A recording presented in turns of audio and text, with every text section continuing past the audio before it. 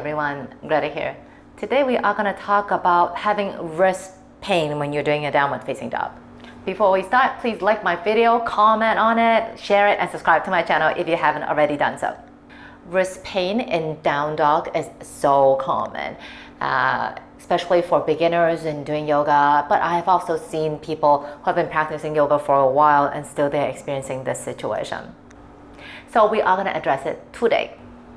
Again, any kind of pain could be caused by a lot of different factors. So I'm just listing out one possible way that's causing the discomfort in these joints when you're doing down dog. Because down dog is a very simple looking shape.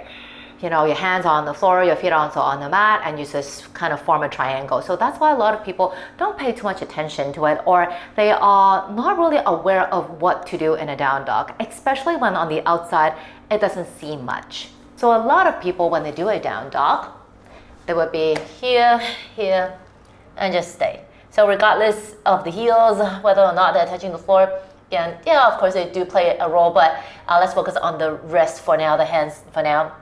A lot of times they're here, okay, and then they feel that over some time they feel that there's pain in the wrist, and usually it's the pinky side of it, the outer side of it.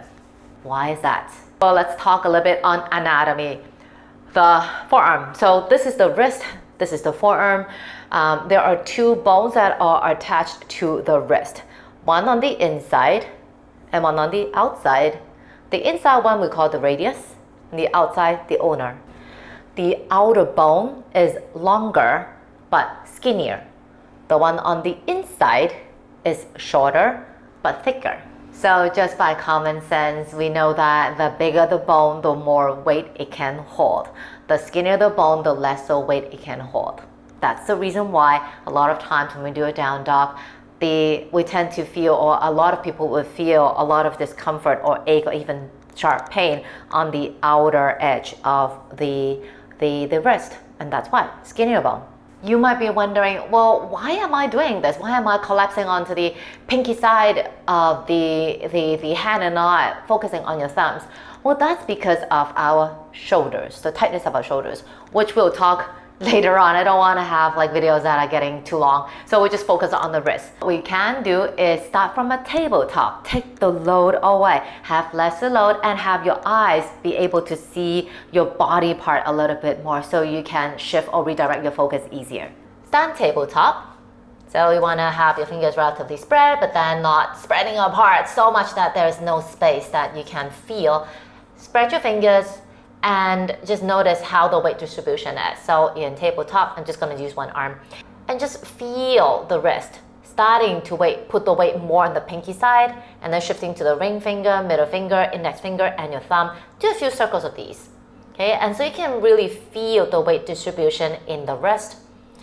And then once you feel more familiar, come back to the center and feel the thumb and your second finger, your thumb and your index fingers, and this part of the palm, feeling it pressing more into the mat without moving the shoulders, without pulling the shoulders into the ears.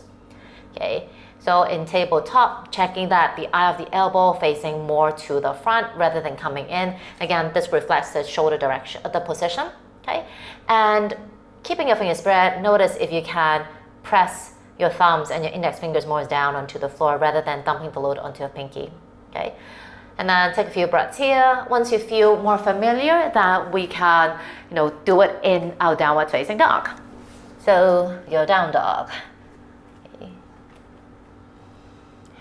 And just check, are you dumping the load onto the pinky fingers? If you are, again, feeling all the tips of your fingers pressing down and pausing when you found your thumb and your second fingers pressing more down to the floor than your pinkies. Once you are here, that's not it. You have to do one more thing. Instead of dumping the load onto the wrist joint, you want to feel the arms are pushing the mat and the floor away. Imagine the mat and the floor is one big heavy object and you want to push. So once you start pushing, you're using more muscles like your forearms, your upper arms, shoulders and your side ribs and all that stuff, so that the weight is being taken out from the wrist. So as you can see, if I just dump everything here, you can see a lot of wrinkles onto the wrists. And then once I start to push, the wrinkles lessen. And then the thumbs a lot more than the pinky fingers.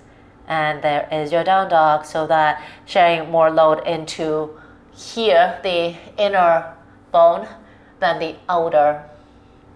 The demo that I just did, not only it requires awareness, but it also requires some shoulder mobility. Okay, not just the shoulders, but actually the entire back body, the lower back and the hamstrings as well. If you find that you have difficulty pushing, because pushing means that you need to open the armpits a little bit more without having the shoulders jam into the ears, you can either, if you have props, elevate your hands. If you don't have props, bend your knees. If you have blocks, grab 2 blocks or maybe a few blocks. Something sturdy, something that would not, collapse once you put weight in it. And then the hands, the blocks will be set shoulder width apart, exactly how you would set up for a down dog. And then you can feel the palms pushing the blocks away. So you're not trying to push the blocks out like that, rather you're pushing the blocks down towards the floor. Once you're here, then you can go here. So heels are not touching the floor, that doesn't matter really. Keeping your hips high, arms push.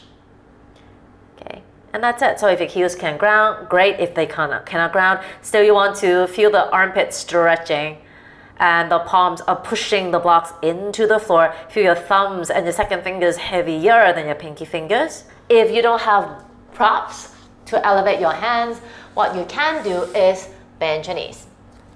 But once you bend your knees, bear in mind that you don't want to sink the butt down, okay?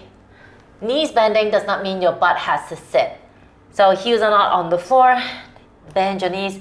Checking that once I bend my knees, the height of my hips, they are consistent. They're constant. They don't come down to the floor in any way or form. And when we bend the knees, we take the hamstrings out of the equation. So we are really focusing on the arms. Again, thumb, second finger's heavier, pushing the floor away, stretch the armpits. Okay, and just bear in mind that the eye of the elbow wants to face 12 o'clock. Again, not coming into the ears, and we will be talking about that later on in the next time. And that's it. Downward facing dog's gotta be one of the most popular yoga shapes that we do in a physical yoga practice. However, often it's always neglected because you just go up in down dog. What do you mean? You can't do a down dog. You just do a down dog. But then there are a lot of details and nuances within the shape that could either make us feel better and more spacious, or it could take the spaciousness away and start to give us more stress than we already have. So give it a try and let me know how it goes in the comment section below. And again, like my video, share it, subscribe to my channel if you haven't already done so. And if you'd like to practice with me, just DM me either on my IG or my Facebook and I'll get back to you ASAP. Take it easy.